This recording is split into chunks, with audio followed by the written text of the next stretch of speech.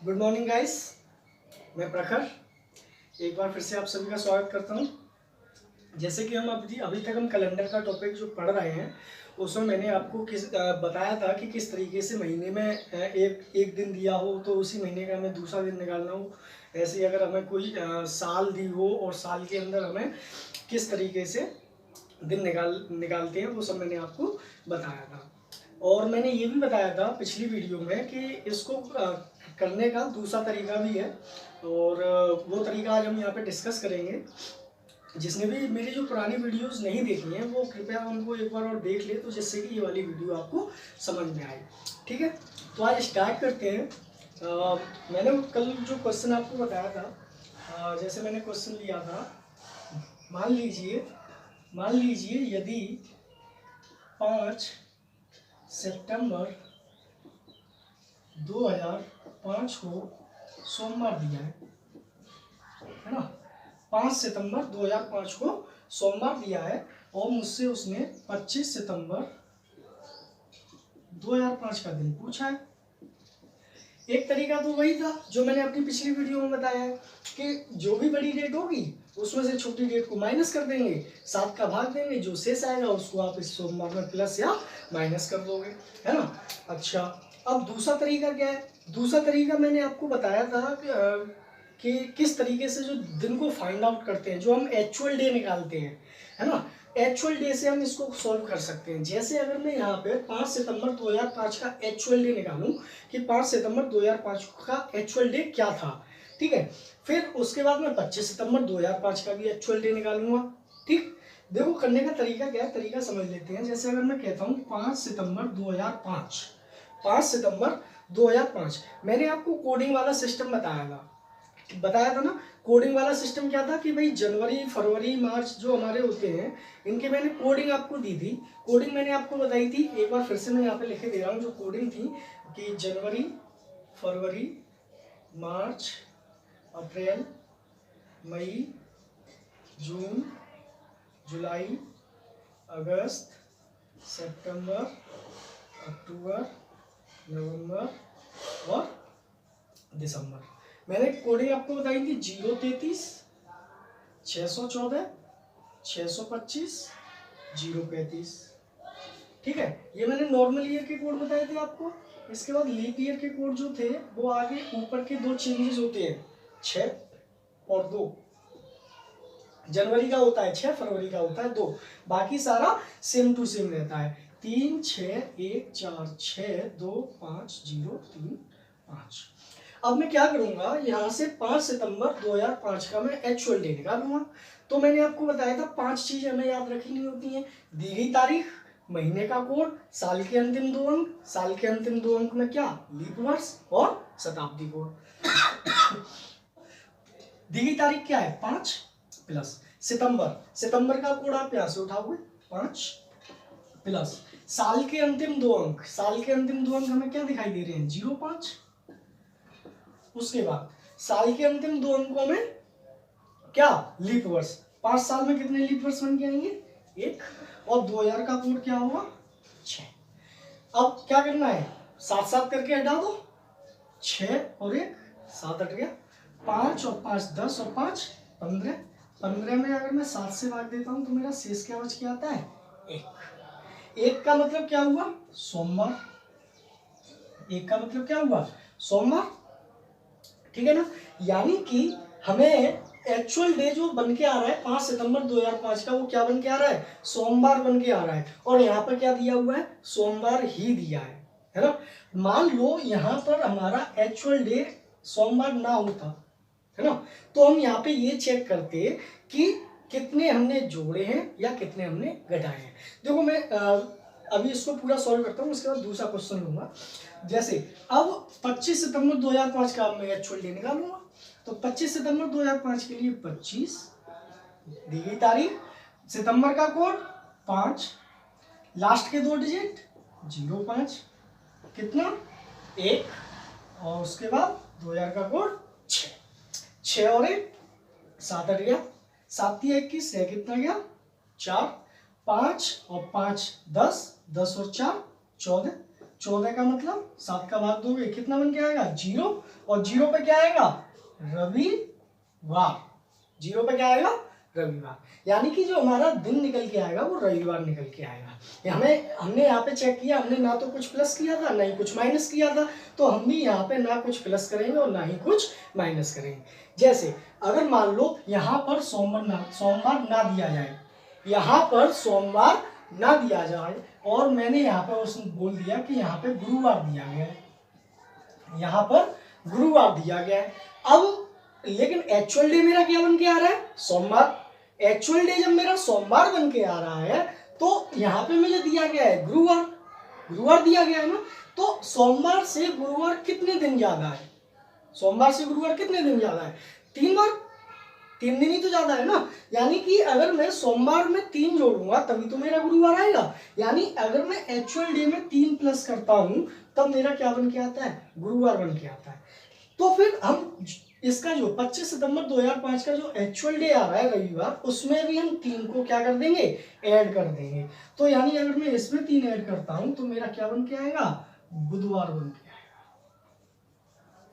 क्या बन के आएगा बुधवार बन के आएगा। बात समझ में आ रही है ना किस तरीके से, क्लियर है ना। अब देखो मैं कल वाली प्रोसेस से भी मैं इसको करता हूं।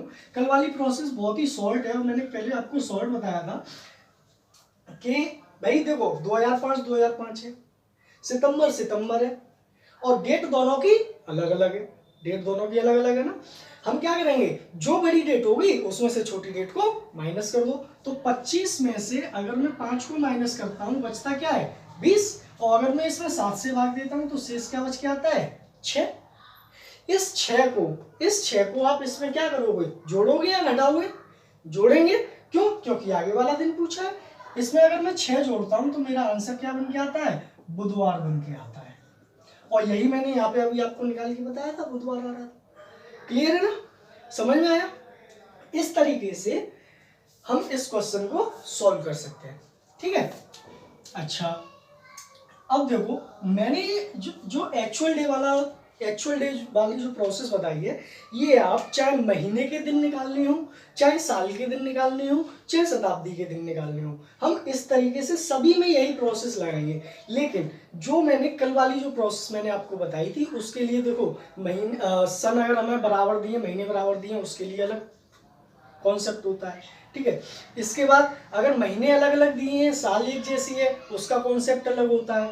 इसके बाद सन अलग अलग है, महीने सेम है, डेट सेम है, तो उसका कॉन्सेप्ट अलग बताया था। और फिर मैंने ये भी बताया था कि डेट भी अलग हो, महीने भी अलग हो और साल भी अलग हो, तो उसके लिए भी मैंने आपको बताया था।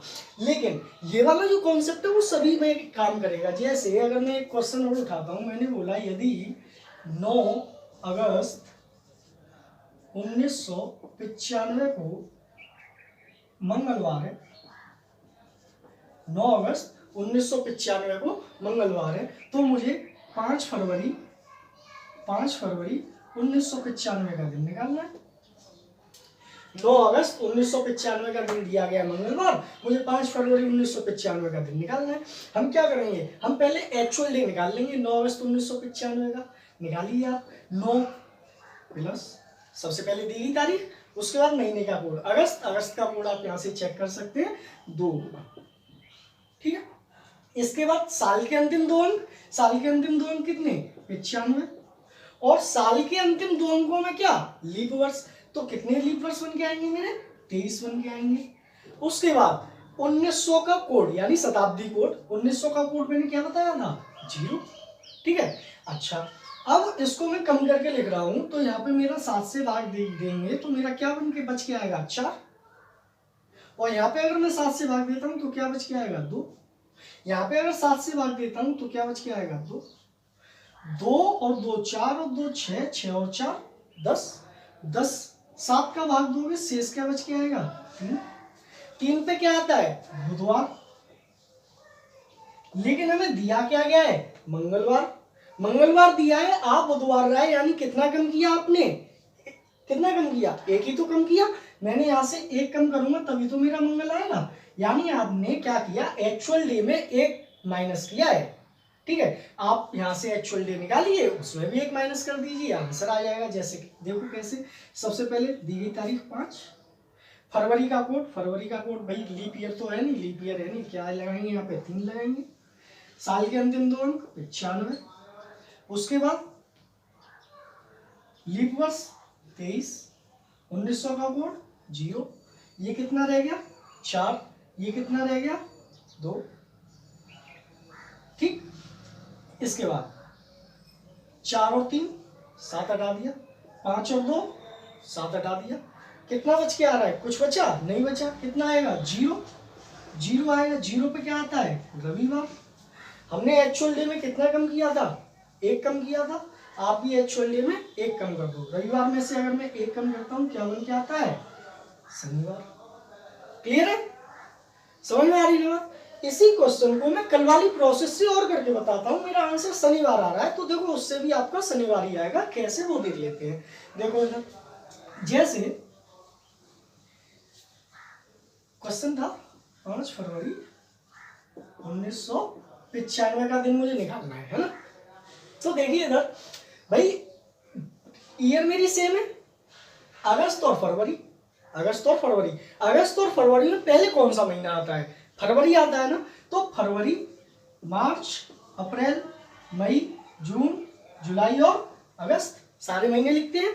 उसके बाद पहले वाले महीने में क्या बचे हुए दिन, भाई 1995 की फरवरी है, 28 की होगी, 28 में से 5 हटा दो, कितना बच के आएगा 30 बचे हुए दिन।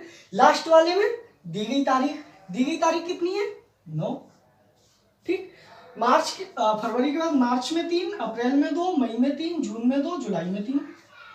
23 का मतलब कितना रह गया 2 रह गया, 9 का मतलब कितना रह गया 2 रह गया, 2 और 2 4 और 3 7 हट गया, 2 और 2 4 और 3 7 हट गया, कितना बचा केवल मेरे पास 3। इस 3 को आप इसमें क्या करोगे भाई, पीछे वाला दिन पूछा है, माइनस करोगे। जब मंगलवार में से आप 3 को माइनस करोगे तो आंसर तुम्हारा क्या बन के आ जाएगा शनिवार। क्लियर, और शनिवार ही मैंने यहाँ पे निकाला था अभी। क्लियर है ना। आप ये वाली प्रोसेस से भी कर सकते हैं और एक्चुअल डे वाली प्रोसेस से भी कर सकते हैं, ठीक है। आगे बढ़ते हैं, अब मैं बात करता हूं रिपीटेशन की, ठीक है। रिपीटेशन क्या होता है वो समझते हैं।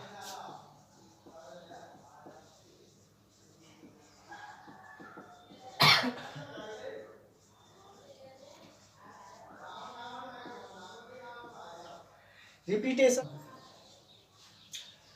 क्वेश्चन है आपका 2005 का कैलेंडर अगली बार कब प्रयोग में लाया जा सकता है। तो देखो रिपीटेशन क्या होता है, रिपीटेशन हमारा या तो 11 साल बाद होता है या 6 साल बाद होता है। किसके लिए, नॉर्मल ईयर के लिए। जब भी मैं नॉर्मल ईयर की बात करूंगा तो नॉर्मल ईयर का जो मेरा रिपीटेशन होता है वो या तो 11 साल बाद होता है या 6 साल बाद होता है। कैसे वो समझते हैं, जैसे जब कभी भी हमारी कोई नॉर्मल ईयर आपको दी जाएगी, जब कभी भी आपको नॉर्मल ईयर दी जाएगी, नॉर्मल ईयर के रिपीटेशन के लिए आप उसमें सबसे पहले जोड़ोगे 11। सबसे पहले कितना जोड़ोगे 11। जैसे ही 11 जोड़ने के बाद अगर यहाँ पे तुम्हारा लीप ईयर बन के आ जाएगा, 11 जोड़ने के बाद अगर तुम्हारा लीप ईयर बन के आएगा तो वो मेरा आंसर नहीं होगा, ठीक है। आंसर क्या होगा फिर, आंसर होगा नॉर्मल ईयर में आप 6 जोड़ दोगे। क्यों हम 11 जोड़ रहे हैं तो लीप ईयर आ रहा है और 6 जोड़ रहे हैं तो इसके लिए क्या ऐसी प्रोसेस है कि भाई 11 जोड़ने के बाद लीप ईयर हमारा रिपीटेशन वाला कैलेंडर क्यों नहीं है, इसका भी रीजन मैं अभी आपको बताता हूँ, ठीक है। जैसे अभी मैं इसी क्वेश्चन की अगर मैं बात करूं, जैसे मेरे पास क्वेश्चन आपको दिखाई दे रहा है कि 2005 का जो कैलेंडर है वो अगली बार कब प्रयोग में लाया जाएगा, तो आप क्या करेंगे 2005 में सबसे पहले आप जोड़ोगे कितना 11। 2005 में जब आप 11 जोड़ोगे तो 11 जोड़ने के बाद 2000 कितना बन के आएगा 2016, और 2016 क्या है, एक लीप ईयर है। 2016 एक लीप ईयर है, इस वजह से 2016 इसका आंसर नहीं होगा। तो आंसर क्या होगा, आप 2005 में कितना जोड़ दोगे 6, कितना आ जाएगा 2011, यानी कि 2005 के कैलेंडर को आप अगली बार 2011 में प्रयोग कर सकते हो, ठीक है। जैसे अगर मैं यहीं पे क्वेश्चन को थोड़ा सा चेंज करूं, मैंने बोला कि 2007 का कैलेंडर अगली बार कब प्रयोग में लाया जाएगा, तो 2007 में आप क्या करोगे, पहले 11 जोड़ोगे, और 2007 में 11 जोड़ने के बाद हमारा क्या बन के आ जाएगा, 2018। तो 2018 क्या मेरा एक लीप ईयर है? नहीं है ना, तो यही मेरा आंसर है। यानी कि अगर मैं 2007 के कैलेंडर की बात करूं कि वो अगली बार कब प्रयोग में लाया जाएगा, तो 2018 में प्रयोग होगा उसका। ठीक है, इसका मतलब ये हो गया 2007 में जो हमारी डेट दी गई है और उनके दिन हैं, सेम टू सेम वही डेट और डे आपके 2018 में होंगे। क्लियर, समझ में आया? ठीक, आगे बढ़ते हैं। मैंने अभी बताया कि भाई 11 क्यों जोड़ते हैं, 6 क्यों जोड़ते हैं, है ना। इसके भी प्रोसेस देख लेते हैं कि जैसे कोई क्वेश्चन आता है, जैसे मैं क्वेश्चन उठा रहा हूँ, पूछा हुआ क्वेश्चन है, क्वेश्चन आया कि वर्ष, क्वेश्चन आपको यहाँ पे दिखाई दे रहा है कि वर्ष 2017 का कैलेंडर अगली बार कब प्रयोग में लाया जाएगा, और आपके ऑप्शन यहाँ पे दिए गए हैं। ठीक है, ये क्वेश्चन पूछा हुआ है, तो हम क्या करेंगे इसको करने के लिए, सबसे पहले भाई 2017 क्या है, ये मेरी नॉर्मल ईयर है। क्या कोई नॉर्मल ईयर लीप ईयर के समान हो सकती है? नॉर्मल ईयर में फरवरी 28 दिन की होती है और लीप ईयर में फरवरी 29 दिन की होती है। तो जहाँ भी अगर यहाँ पे जो भी हमारे लीप ईयर दिखाई दे रहे हैं, आप उनको देखते ही काट लो। तो 2028 कट गया, 2032 कट गया। क्यों? क्योंकि ये दोनों क्या है, मेरी लीप ईयर है। अब ईयर प्लस लीप ईयर करते हैं, तो 2017 और 2025 के बीच का अगर मैं डिफरेंस फाइंड करता हूँ, 2017 और 2025 के बीच का अगर मैं डिफरेंस फाइंड करता हूं, तो मेरा कितना आता है, 8 का। कितने साल का आता है भाई? देखो 2025 से 2017 की बात करें, 2025 से 2017 के बीच अगर डिफरेंस देखें तो कितने का आ रहा है, 8 का आ रहा है। अब 2017 से आगे बढ़ोगे तो इसमें हमें क्या चाहिए, लीप ईयर चाहिए। तो 2017 के बाद कौन सा लीप ईयर बन के आएगा, एक 2020 बन के आएगा, दूसरा 2024 बन के आएगा, दो ही तो बन के आएंगे, 2020 और 2024, दो लीप ईयर बन के आए। तो 8 और 2 मिलके कितना, 10, और 7 से अगर भाग देता हूं तो शेष कितना, 3। ठीक है, अब मैं 2023 और 2017 के बीच के डिफरेंस की बात करूं, तो 2023 और 2017 इन दोनों के बीच का अगर मैं डिफरेंस देख रहा हूं तो कितने का आ रहा है, 6 साल का आ रहा है। ठीक है, अब 2017 से आगे बढ़ो, 2017 से आगे बढ़ो तो हमें क्या चेक करना है, लीप ईयर चेक करना है। लीप ईयर कौन सा बन के आएगा, 2020, 6 और 1 मिलके क्या 7, 7 का भाग दोगे शेष क्या आएगा, 0। जैसे ही मेरा शेष 0 बन के आएगा, जैसे ही मेरा शेष 0 बन के आएगा, मेरा जो पूरी साल है वो पूरी की पूरी रिपीट हो जाएगी। यानी कि ये मेरा आंसर नहीं होगा, 2023 मेरा आंसर होगा। क्लियर है ना किस तरीके से? भाई 2017 की अगर मैं बात कर रहा हूं तो 2017 का कैलेंडर अगली बार 2023 में हमारा जाके रिपीट होगा। क्लियर? ठीक है, आगे बात करते हैं।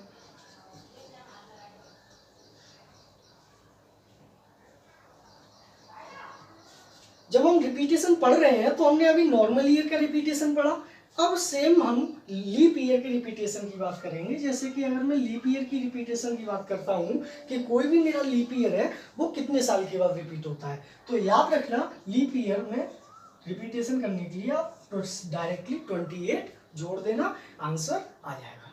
ठीक है ना। जैसे अगर मैं कहता हूँ 2012 का कैलेंडर, 2012 का कैलेंडर अगली बार कब प्रयोग में लाया जा सकता है, तो 2012 के कैलेंडर के लिए आप क्या करोगे, 28 जोड़ दोगे, और जैसे ही 28 जोड़ोगे आंसर आ जाएगा 2040। ठीक है। या अगर मैं बोलता हूँ 2008 का कैलेंडर अगली बार कब प्रयोग में लाया जाएगा, आप क्या जोड़ोगे, 28 जोड़ोगे, और जब आप 28 जोड़ोगे तो आंसर आ जाएगा 2036। क्लियर है? रिपीटेशन समझ में आया? अच्छा, अब हम बात करते हैं कि एक टाइप से और हमारा क्वेश्चन पूछा जाता है, वो टाइप क्या है, क्वेश्चन देखते हैं हम।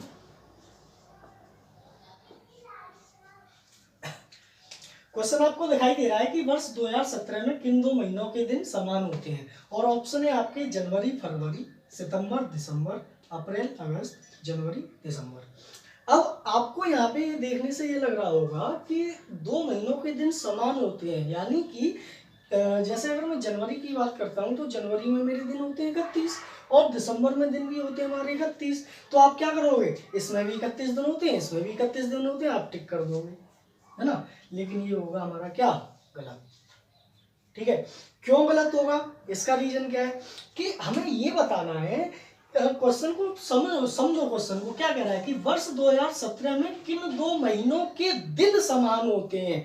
दिन समान होने का मतलब हो गया, जैसे अगर मैं बात करूं जनवरी की, तो जनवरी में अगर 5 जनवरी 2017 को 5 जनवरी 2017 को अगर सोमवार है, तो फरवरी की अगर मैं बात करूं तो 5 फरवरी 2017 को भी सोमवार होना चाहिए। समझ में आ रही है ना। अगर मैं बोलता हूं सितंबर की, तो 2 सितंबर 2017 को यदि मंगलवार है, तो दिसंबर में भी 2 दिसंबर 2017 को भी मंगलवार ही होना चाहिए। क्लियर है ना। अब कैसे पता करेंगे भाई, तो मैंने आपको कोडिंग जो लिखाई थी, कि 033, 614, 625 और 035, जनवरी, फरवरी, मार्च, अप्रैल, मई, जून, जुलाई, अगस्त, सितंबर, अक्टूबर, नवंबर और दिसंबर। तो याद रखना, जिनके कोड हमारे बराबर हैं उनके दिन हमारे सेम होंगे। ठीक है, जैसे अगर मैं जनवरी की कोड की बात करता हूं तो 0 होता है, फरवरी की बात करें तो 3 होता है, सितंबर का 5 होता है, दिसंबर का भी 5 होता है। ठीक है, अप्रैल का 6 होता है, अगस्त का 2 होता है, जनवरी का 0 होता है, दिसंबर का 5 होता है। तो आपको यहाँ पे दिखाई दे रहा होगा कि हमारे जो कोड इक्वल आ रहे हैं वो किसके आ रहे हैं, सितंबर और दिसंबर के। इस वजह से जो मेरा आंसर होगा वो क्या होगा, सितंबर और दिसंबर। क्लियर, समझ में आया। इस तरीके के भी आप क्वेश्चन कर लोगे। अगर मान लो यहाँ पे आपको लीप ईयर दी जाए, तो आप क्या करेंगे, लीप ईयर के कोड चेक करोगे। लीप ईयर के कोड के लिए ऊपर 6 होता है, फिर 2 होता है, बाकी सारा सेम रहता है।